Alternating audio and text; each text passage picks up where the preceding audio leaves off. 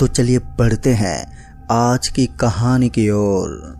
दोस्तों, ट्रैवलर के लिए सड़कें और सफर लुभावना अनुभव होती है, लेकिन कुछ सड़कों को मनहूस माना जाता है और कुछ के बारे में अशुभ बातें मानी जाती हैं, और कुछ सड़कें ऐसी भी होती हैं जहां पर सफर करना एक डरावना अनुभव होता है। आज आपको एक ऐसी जगह की खौफनाक कहानी के बारे में बताने जा रहे हैं जिसे सुनने के बाद अच्छे लोग डर से कांप उठते हैं। दोस्तों, मुंबई, महाराष्ट्र की मुंबई नगरी को सपनों का शहर कहा जाता है, लेकिन यहाँ पर कई ऐसी जगह भी हैं जो भूतिया होने के लिए जानी जाती हैं।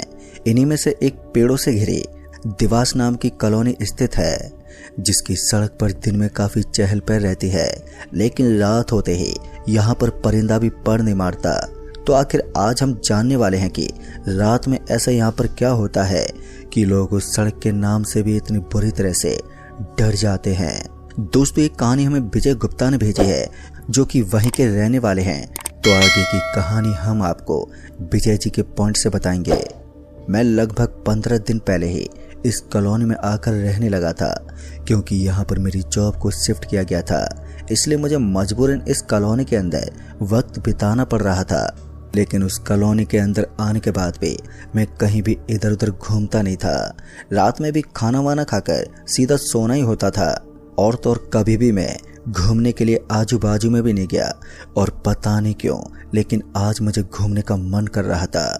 और जब मैंने अपनी घड़ी की तरफ देखा तो रात के 10:30 बज रहे थे। ठंड का माहौल था और ऐसे में मैं बाहर घूमने के लिए जाना चाहता था, इसलिए मैंने सबसे पहले अपना जैकेट उठाया और उसके बाद जैकेट को पहनकर सीधा सीढ़ियों से नीचे उतर गया। और फिर मैं नीचे कॉलोनी के बीच में पहुंच गया था। तभी मैंने देखा कि आज कॉलोनी का कोई आदमी वहां पर मौजूद नहीं था, वरना वहां पर कॉलोनी के कुछ आदमी मुझे काफी बार मीटिंग करते हुए नजर आते थे, लेकिन आज वहां पर कोई भी नहीं था। और इसी बीच कॉलोनी की एक महिला, जिनका नाम निकिता भाभी था, तो जब उन्होंने मुझे कॉलोनी से बाहर निकलते हुए देखा तो उन्होंने मेरे सामने सवाल पूछते कहा, अरे विजय जी, आप इतनी रात को कहाँ पर जा रहे हैं? उनकी बात सुनकर मैं एक बार के लिए रुक गया और उसके बाद उनकी तरफ देखते बोला, अरे भाभी जी, वो क्या है कि मैं काफ़ी दिनों से बाहर घूमकर नहीं आया हूँ, इसलिए सोचा कि थोड़ा बाहर जाकर टहल लूँ और ढाबे पर जाकर चाय की चुस्कियाँ ले लूँ। मेरी बात सुनकर वो भी हंसने लगी, लेकिन हंसते हंसते उन्होंने कहा कि आप जरा संभल कर जाना। वो क्या है कि यहाँ से आगे जाने वाली सड़क को कुछ ठीक नहीं माना जाता। लोग कहते हैं कि उस सड़क पर हादसे होते रहते हैं, और कुछ लोग तो ये भी बताते हैं कि वहाँ पर कोई साया रहता है।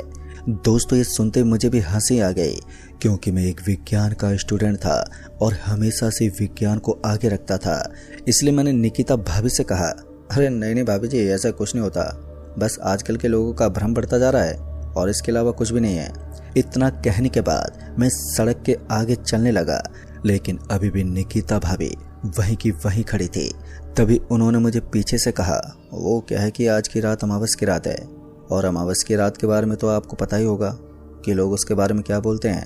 अब उनकी बात सुनकर मुझे ध्यान आया कि हाँ, आज तो सच में अमावस्या की रात है, और मेरी मम्मी भी कहती थी कि हमें अमावस्या की रात को घर से बाहर नहीं निकलना चाहिए। लेकिन जब मैं इन चीज़ों पर विश्वास ही नहीं करता था, तो मुझे अमावस्या की रात और पूर्णिमा की रात से क्या मतलब। इसलिए मैंने हंसते हुए जवाब दिया, बस थोड़ी देर की बात है, उसके बाद मैं वापस लौट आऊँगा, और वैसे भी भूत पिशाच मेरा क्या बिगाड़ देंगे। मैं खुद उनसे मुलाकात करने के लिए तरस रहा हूँ, जब उनसे मिल लूँगा तो बहुत सारे सवाल कर लूँगा।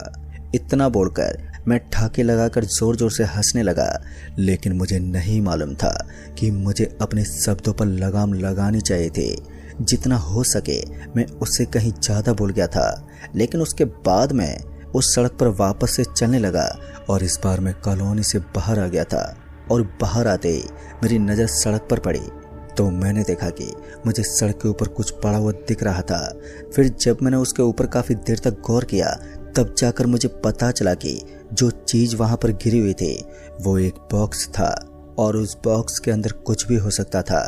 पहले तो मैंने सोचा कि मुझे इस बॉक्स से कोई मतलब नहीं है, लेकिन जैसे जैसे मैं उस बॉक्स की तरफ आगे बढ़ रहा था, तो वैसे वैसे मेरे अंदर ये उत्सुकता बढ़ रही थी कि उस बॉक्स के अंदर ऐसी क्या चीज़ है कि उसे वहाँ से कोई उठाकर क्यों नहीं ले गया। फिर कुछ देर तक तो मैं सोचता रहा और उसके बाद जब मुझे लगा कि मुझे इस बॉक्स को खोलकर देखना चाहिए कि ये मामला क्या है, फिर जैसे मैंने उस बॉक्स को हाथ लगाया तो पता नहीं क्यों लेकिन मुझे थोड़ा अजीब सा लगा। मुझे ऐसा लग रहा था कि मैं कुछ गलत करने जा रहा हूँ। और जब मुझे लगा कि इस बॉक्स को मुझे नहीं खोलना चाहिए, इस बॉक्स के अंदर किसी का कोई प्राइवेट सामान भी हो सकता है, तो मैंने उस बॉक्स को उठाया और सड़क के बगल में रख दिया। मुझे लगा कि ये किसी आदमी का हो सकता है जो गलतफहमी में इसे यहीं पर छोड़ गया हो, इसलिए जब वो वापस आएगा तो उसे उसका बॉक्स मिल जाएगा। और यही सोचकर मैं आगे की तरफ बढ़ने लगा। अब बस मुझे इस बेहद ठंडी रात के अंदर किसी गरम गरम चाय के ढाबे का इंतजार था, लेकिन काफ़ी देर तक इधर उधर भटकने के बाद भी मुझे कोई भी चाय का ढाबा नहीं दिखा। ऊपर से अब ठंड इतनी ज़्यादा बढ़ने लगी थी कि मेरे हाथ भी ठंडे हो गए थे और किसी बर्फ की तरह महसूस हो रहे थे। लेकिन मैंने अपने कान में हेडफोन लगा रखे थे और उस धुंध की रात के अंदर घूमने का एक अलग ही मजा आ रहा था। ऐसा लग रहा था कि कोई फिल्म का सीन चल रहा है। मैं एक स्ट्रीट लाइट के नीचे पहुंच गया था जहां पर उसकी रोशनी चारों तरफ फैली हुई थी और उस हल्की हल्की धुंध के अंदर वो और भी गजब की नजर आ रहे थे। तभी मुझे थोड़ी दूर आगे एक ढाबा नजर आने लगा। मुझे अच्छे से याद था कि मैंने सुबह के वक्त यहाँ पर एक ढाबे को देखा था, इसलिए मैं यहाँ तक पहुँच गया था। लेकिन जैसे ही मेरी नज़र उसके ऊपर पड़ी तो मैं जल्दी से उसके पास गया तो मैंने देखा कि वहाँ पर एक बुढ़ा सा आदमी बैठा हुआ है जिसकी उम्र 56 से 57 साल की होगी। तो मैंने तुरंत ही उस बूढ़े आदमी को एक कप चाय बनाने को कहा और उसने भी वैसा ही किया। अब चाय बनकर तैयार हो चुकी थी और अब मैं भी आराम से चाय की चुस्कियाँ लेता हुआ फ़ोन को चला रहा था। और इतने में ही वहाँ पर एक गाड़ी बेहद तेज रफ्तार में आई और उस ढाबे के सामने आकर रुक गई। और जैसी वो गाड़ी उस ढाबे के सामने रुकी तो मेरी आंखें उसके ऊपर ही टिकी रह गई। फिर उसके बाद उसके अंदर से एक आदमी बाहर निकला और वो सीधा उस ढाबे के अंदर बैठे उस बूढ़े आदमी के पास पहुंचा। अरे वो तूने यहाँ पर किसी बॉक्स को देखा है क्या? अगर सड़क के बगल में कोई बॉक्स गिरा हुआ नजर आया है तो जल्दी बता। उसकी बात सुनकर वो बूढ़ा आदमी डर के मारे थर-थर कांपने लगा था। मुझे समझ में नहीं आ रहा था कि आखिर वो उस आदमी को देखकर इस तरह से क्यों कांप रहा था। तभी मैं उस आदमी के बीच में बोलते बोला, भाई साहब ये कौन सा तरीका है बात करने का? आप आराम से भी तो पूछ सकते हैं। उस बूढ़े आदमी ने मुझे चुप रहने का इशारा किया, लेकिन मैं समझ नहीं पा रहा था कि वो मुझे ऐसा करने को क्यों बोल रहा था। फिर उसके बाद मैंने उस आदमी की आंखों में देखते हुए कहा, देखिए भाई साहब, आप जिस बॉक्स की बात कर रहे हैं मैं उसके बारे में अच्छी तरह से जानता हूँ कि इस वक्त वो बॉक्स कहाँ पर होगा। और ये सुनते उस आदमी ने एक बार के लिए मेरी तरफ देखना शुरू कर दिया और फिर वो उस आदमी को छोड़कर मेरी तरफ आया और उसने मेरा हाथ पकड़कर मुझे गाड़ी की तरफ घसीटना शुरू कर दिया। पर मुझे समझ में नहीं आ रहा था कि वो ऐसा क्यों कर रहा था। मेरे शरीर में भी कोई कम ताकत नहीं थी, लेकिन जब मैंने उससे अपना हाथ छुड़वाने की कोशिश की तो मुझे एहसास हो रहा था कि वो मुझसे कई गुना ज़्यादा ताकतवर था। उसने मुझे पकड़ा और गाड़ी के अंदर बैठा दिया। फिर मैंने उस आदमी पर ताना मारते हुए कहा, तुम क्या करने की कोशिश कर रहे हो? मुझे नीचे उतार दो। तभी उस आदमी ने कहा, टेंशन मत लो, तुम मुझे इतना बता दो कि वो बॉक्स कहाँ पर है। आगे जो तुम्हारे साथ होगा वो नियति का खेल है। मैं इतना तो समझ गया था कि यहाँ पर जो कुछ भी चल रहा है वो नॉर्मल तो नहीं हो सकता। फिर उसके बाद मैंने भी उस आदमी को रास्ते के बारे में बताना शुरू कर दिया और फिर कुछ देर के बाद हम बिल्कुल उसी जगह पर पहुंच गए जहां पर हमारी सोसाइटी भी थी और उसी रोड के ऊपर वो बॉक्स गिरा हुआ था। फिर उस आदमी ने कहा, अच्छा पहले ये बता, इस बॉक्स को सबसे पहले हाथ किसने लगाया? तो मैंने उसे सारी बात बता दी और मेरी बात सुनकर उस आदमी के माथे पर मुझे ठंडा पसीना साफ नजर आने लगा था। फिर उसने कहा, अब तुम जल्दी से उस बॉक्स को मेरी गाड़ी के अंदर डाल दो और चुपचाप गाड़ी के बगल वाली सीट पर बैठ जाओ। अगर तुम ऐसा नहीं करते हो तो फिर याद रखना, इस बॉक्स के अंदर जो भी चीज़ है वो तुम्हें आज की रात अंतिम नींद सुला देगी। दोस्तों ये सुनते मेरे रोंगटे खड़े हो गए और मुझे समझ में नहीं आ रहा था कि वो ऐसा क्यों बोल रहा था। फिर उसने मुझसे कहा कि मुझे पता है तुम्हें मेरी बातों पर विश्वास नहीं होगा, इसलिए एक बार तुम उस बॉक्स को हल्के से खोल कर देख सकते हो। अब मेरा एक मन तो कर रहा था कि मैं अभी यहाँ से भाग जाऊं और एक बार के लिए भी पीछे मुड़कर नहीं देखूं, लेकिन जब उस आदमी ने कहा कि यहाँ से भागना तुम्हारे लिए बहुत ही ज़्यादा खतरनाक हो सकता है, तो मेरे कदम भी एकदम से रुक गए। और उसके बाद मुझे लगा कि मुझे इस बॉक्स को खोलकर देखना ही चाहिए कि आखिर ये सब हो क्या रहा है। फिर उसके बाद मैं उस बॉक्स के एकदम पास गया और उसे धीरे धीरे खोलने लगा। लेकिन जैसे मैंने उसको आधा खोला तो मैंने देखा कि मुझे उसके अंदर एक अजीब सा काला काला जानवर नजर आ रहा था। उस जानवर के पूरे चेहरे पर काले काले बाल थे और उसका पूरा चेहरा खून से भरा हुआ था। लेकिन अभी तक अच्छी बात यह थी कि उसकी आंखें बंद थी और वो कभी भी अपनी आंखें खोलकर मेरी ओर देख सकता था। इसलिए मैंने तुरंत ही उस बॉक्स को बंद कर दिया और उस बॉक्स को वहीं पर छोड़कर वहां से भागने लगा।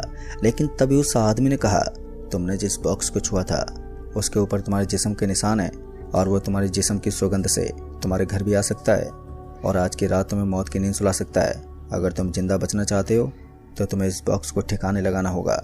फिर उसके बाद मैंने उस बॉक्स को उठाते हुए उस गाड़ी के पीछे वाली सीट पर रख दिया। वो बॉक्स काफ़ी ज़्यादा भारी लग रहा था और उसे उठाते उठाते मेरी सांसें भी ऊपर नीचे होने लगी थी और अब मेरा शरीर भी पूरी तरह से थक गया था। अब मेरी हिम्मत टूटने लगी थी। लेकिन उसके बाद मैं उस आदमी की बगल वाली सीट पर बैठ गया और मैं खुद की किस्मत को कोसता जा रहा था जो मैंने उस बॉक्स को हाथ लगाया था। फिर उसके बाद उस ड्राइवर ने गाड़ी को घुमाया और वहां से निकलने लगा। फिर मैंने उस ड्राइवर से कहा, लेकिन तुम्हें कैसे पता कि यहाँ पर बॉक्स गिरा हुआ है? मेरी बातें सुनकर उसने कहा कि इस बॉक्स को लाने और ले जाने का काम मैं ही करता हूँ, जिसके लिए मुझे बहुत ही अच्छी सैलरी मिलती है और ये खतरा उठाना अब मेरी आदत बन गई है। लेकिन इस बॉक्स के अंदर जो रखा हुआ है वो एक तांत्रिक का सामान है, या फिर यूं कहें कि इस राक्षस को उस तांत्रिक ने इस बॉक्स के अंदर रखा हुआ है। हालांकि मैंने उसे साफ साफ नहीं देखा था, लेकिन उस आदमी की बातों से जाहिर हो गया था कि वो किसी बहुत ही बड़े तांत्रिक के नीचे काम करने वाला है।